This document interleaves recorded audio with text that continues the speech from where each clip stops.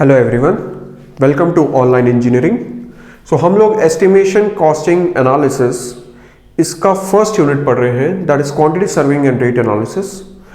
उसमें भी फर्स्ट हम पढ़ रहे हैं सीमेंट। ठीक है, इसके भी वेरियस पार्ट है like cement, steel, earthwork etcetera. तो उसमें हम सीमेंट पढ़ रहे हैं। अब सीमेंट को हमने टोटल 4 पार्ट्स में डिवाइड किया। हम 3 पार्ट्स ऑलरेडी प्रीवियस लेक्चर में कवर कर चुके हैं, ब्रिकवर्क, प्लास्टरिंग, कंक्रीट। अब हम पढ़ेंगे इसका part 4, that is concrete flooring. Concrete flooring, ठीक है। तो एक जस्ट जल्दी शॉर्ट में रिवाइज कर लेते कि अभी तक हमने क्या क्या पढ़ा। तो हमने ये देखा कि जो मोर्टार होता है वो वेट फॉर्म से यदि आप ड्राई फॉर्म में उसको चेंज करो तो उसकी क्वांटिटी ज़्यादा हो जाती है। ठीक है, उसके रीजंस भी हमने समझे कि वेट में वो वॉइड्स में सेटल होता है, ठीक है, बट ड्राई में तो आप इसको अलग अलग आप लोगे। तो देखिए, तो जब ब्रिकवर्क हमने पढ़ा तो ब्रिकवर्क में हमने वेट को ड्राई में चेंज किया और इसके साथ में और भी चीज आई, जैसे ब्रिकवर्क में फ्रॉग जो होता है, फ्रॉग में एक्स्ट्रा कंजम्पशन होता है, तो उसके लिए आपने फैक्टर मल्टीप्लाई किया 1.33। फिर हमने प्लास्टरिंग पढ़ा। प्लास्टरिंग में क्या होता है, पॉइंटिंग जो होती है, पॉइंटिंग में कंजम्पशन होता है एक्स्ट्रा, और बाकी वेट ड्राई में कन्वर्ट होता है। तो उसके लिए हमने फैक्टर लिया 1.6 जब आपकी थिकनेस 20 mm से कम है, और 1.5 जब आपकी थिकनेस 20 mm से ग्रेटर देन और इक्वल टू है। ठीक है, और देन हमने पढ़ा फिर concrete for general works.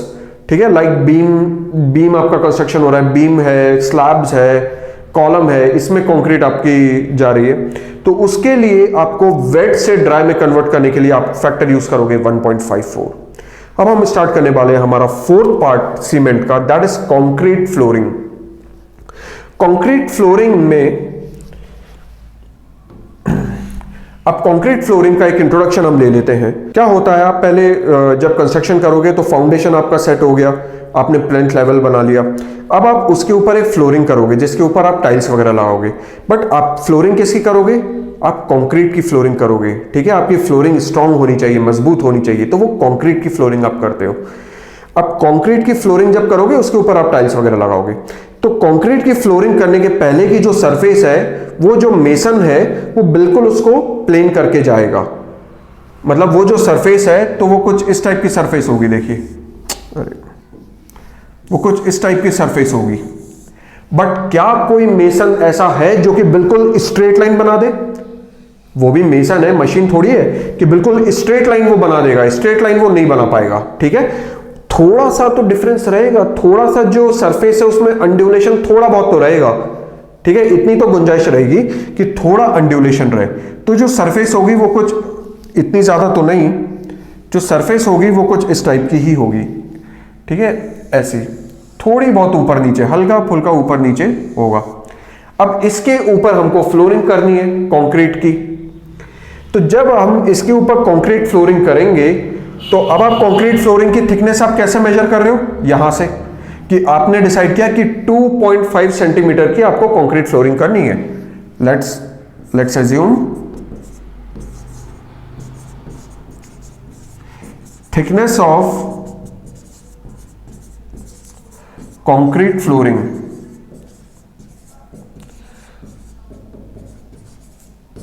Is 2.5 centimetre. ध्यान रहे सेंटीमीटर की बात कर रहा हूं, मिलीमीटर नहीं। ठीक है, 2.5 सेंटीमीटर मतलब 25 मिलीमीटर उसकी फ्लोरिंग करनी है। अब आप जब 2.5 सेंटीमीटर की फ्लोरिंग करोगे तो आप यहां से मेजर करोगे।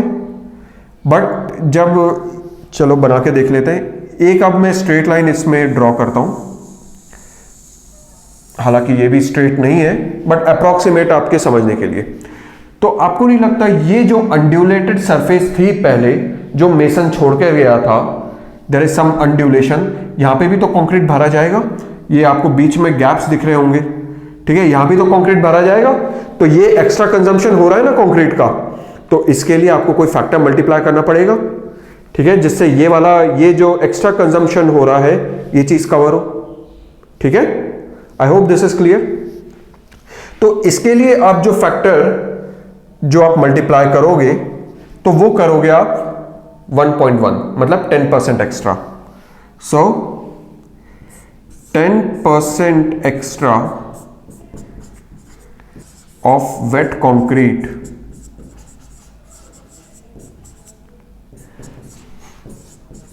to be taken to compensate for uneven surface। ठीक है, 10% एक्स्ट्रा आप लोगे। बट ये भी जो है, ये जो 10% लिया है आपने, तो वो भी आपका वेट कंक्रीट ही है। ठीक है, अब आपको वेट कंक्रीट को ड्राई कंक्रीट में चेंज करना है। तो वेट कंक्रीट को ड्राई कंक्रीट में चेंज करोगे तो क्या आप यूज करोगे? 50%। लास्ट टाइम हमने 54% किया था। ठीक है, प्रीवियस लेक्चर में जब मैंने आपको कंक्रीट पढ़ाया था तो वो था 54%। बट यहां पे 10% आप ऑलरेडी एक्स्ट्रा ले रहे हो, तो आप वो 54 पे ना जाके आप 50% एक्स्ट्रा लोगे।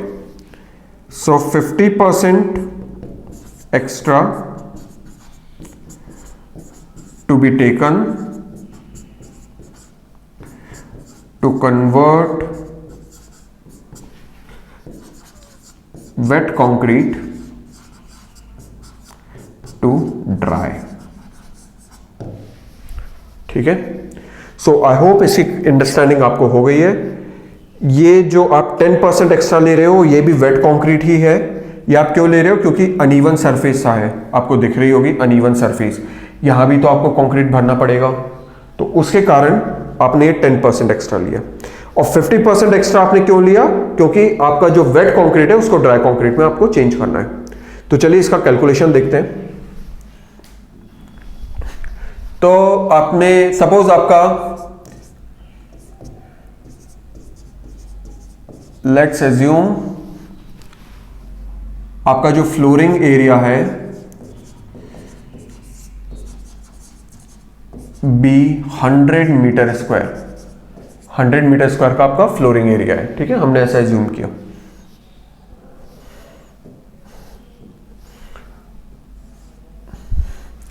और उसमें आप थिकनेस कितनी दे रहे हो? सो थिकनेस ऑफ कंक्रीट फ्लोरिंग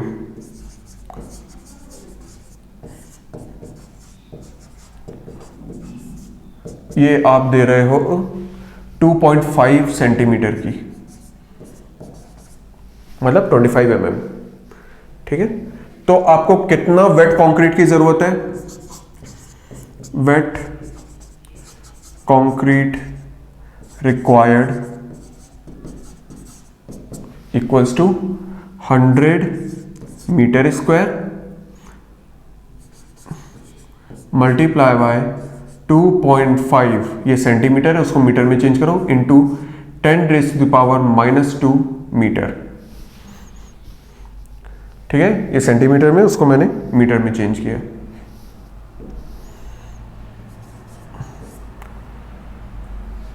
इसको सॉल्व कर लेंगे तो ये आपका कितना आ जाएगा? 250, क्योंकि 250 और ये आ जाएगा 2.5 मीटर क्यूब। ठीक है, 100 से ये 10⁻² गया, तो 2.5 मीटर क्यूब आपको कंक्रीट लगेगा। कब? जब आप 2.5 सेंटीमीटर थिकनेस का आप फ्लोरिंग कर रहे हो 100 मीटर स्क्वायर एरिया में, तो आपको इतना कंक्रीट आपको लगेगा। बट टू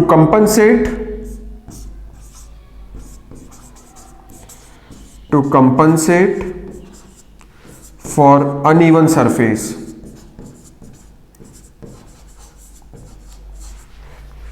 क्या आप मल्टीप्लाई करोगे? To compensate for uneven surface wet concrete required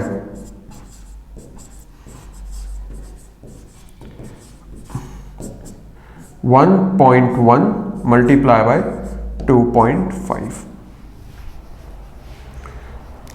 now ये भी वेट कंक्रीट ही है। अब आपको वेट को ड्राई में चेंज करना है।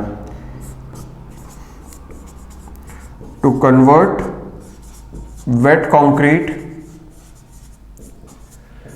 टू ड्राई, क्या करेंगे अब हम? ये तो वेट है, तो 1.5 मल्टीप्लाई बाय 1.1 मल्टीप्लाई बाय 2.5, तो ये आपका बन जाएगा ड्राई कंक्रीट। ठीक है, तो ये ड्राई कंक्रीट का फैक्टर है, और ये अनइवन सरफेस के लिए जो फैक्टर आपने यूज किया ये वो है। ठीक है, so I hope this is clear. तो हम निकाल लेते हैं कितना आ रहा है ये 1.5 multiply by 1.1 2.5 comes out to be 4.125 metre cube concrete. ठीक है, अब इसी में आप यूज कर रहे हो M15 concrete. So let M15 concrete is being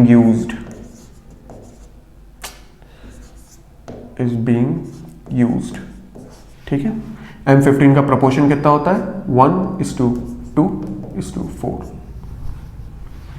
तो वही, तो अब हमारी वैल्यू कितनी आई थी 4.125। सो 4, तो अब हमें सीमेंट कितना लगेगा, सीमेंट है इसका 1 पार्ट, तो cement required equals to 4.125 divided by, total करेंगे 4 5 6 7 मल्टीप्लाई बाय सीमेंट का पार्ट कितना है 1। सो ये आपका आ रहा है 0.59 अप्रॉक्स। सो 0.59 मीटर क्यूब का आपका सीमेंट आ रहा है। ठीक है, तो ये आपका आ गया सीमेंट का कैलकुलेशन। इसी प्रकार से आप फाइन एग्रीगेट भी निकाल सकते हो, इसी तरीके से आप कोर्स एग्रीगेट भी निकाल सकते हो। फाइन एग्रीगेट निकालने के लिए 2 का मल्टीप्लाई कर देना 1 की जगह, कोर्स एग्रीगेट निकालने के लिए 4 का मल्टीप्लिकेशन हो जाएगा। अब सीमेंट को लेके और बात करते हैं। अब सपोज आपसे बोला जा रहा है कि केजी में आंसर दो, तो वापस से हमने प्रीवियस लेक्चर्स में भी देखा था कि 1 cement bag equals to 50 kg, या हम बोले 35 लीटर्स, लीटर को चेंज करेंगे मीटर क्यूब में, तो 35 इंटू 10⁻³ मीटर क्यूब। ठीक है, तो हमें कितना सीमेंट चाहिए, इतना।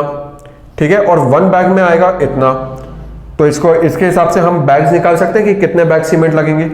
तो 1 मीटर क्यूब सीमेंट के लिए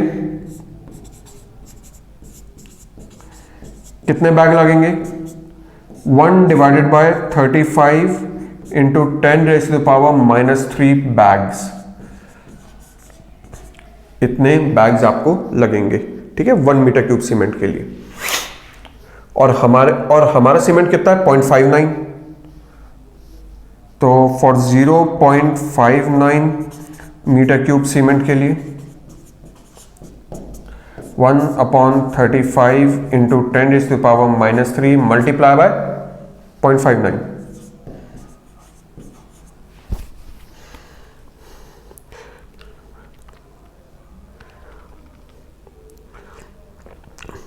Here answer is 16.83 bags.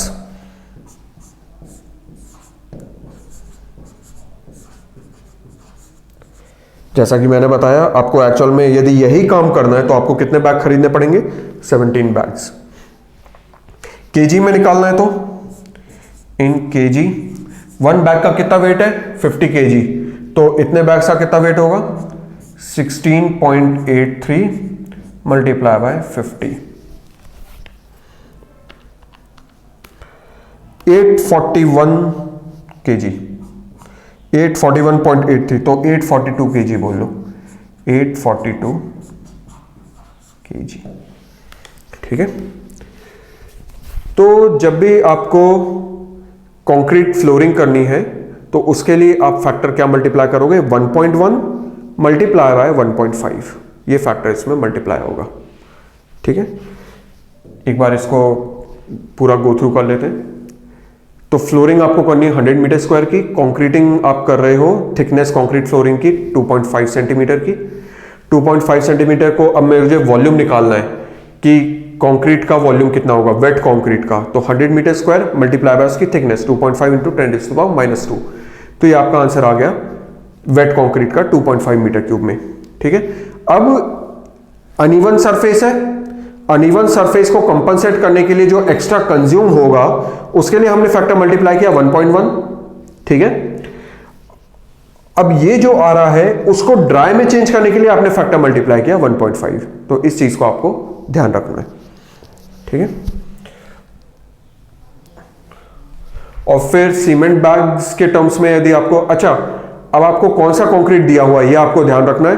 अब इसका इंट्रोडक्शन, ये जो कितने टाइप के कंक्रीट्स होते हैं और उसका जो आपको याद रखना है प्रपोर्शन, वो मैंने आप प्रीवियस लेक्चर में, कंक्रीट वाले लेक्चर में ये चीज है, ठीक है। तो अब आप वहां से रेफर करना। तो M15 का प्रपोर्शन होता है 1:2:4। तो यहां से हमने निकाल लिया कि सीमेंट आपका कितना आ रहा है। ध्यान रहे अभी तक जितनी बात हो रही है वो मीटर क्यूब में ही हो रही है। अब 1 सीमेंट बैग होता है 50 kg का और 35 लीटर का, तो इस हिसाब से हमने इसको फिर नंबर ऑफ सीमेंट बैग या केजी में इसको कैलकुलेट कर लिया, ठीक है। तो यहां पे याद रखने वाली बात 1.1 एंड एक तो 1.1 हो गया वो चेंज करने के लिए, बाकी 1.5 ड्राई में कन्वर्ट करने के लिए। 1.1 इज फॉर अनइवन सरफेस, ठीक है। So I hope this lecture में आपको सारी चीजें, आपको सारी अंडरस्टैंडिंग हो गई होगी। जो भी इसके डीप कॉन्सेप्ट्स है वो आपको समझ में आ गए होंगे और आपसे इसके सारे प्रॉब्लम्स बनेंगे, ठीक है। चलिए मिलते हैं नेक्स्ट लेक्चर में।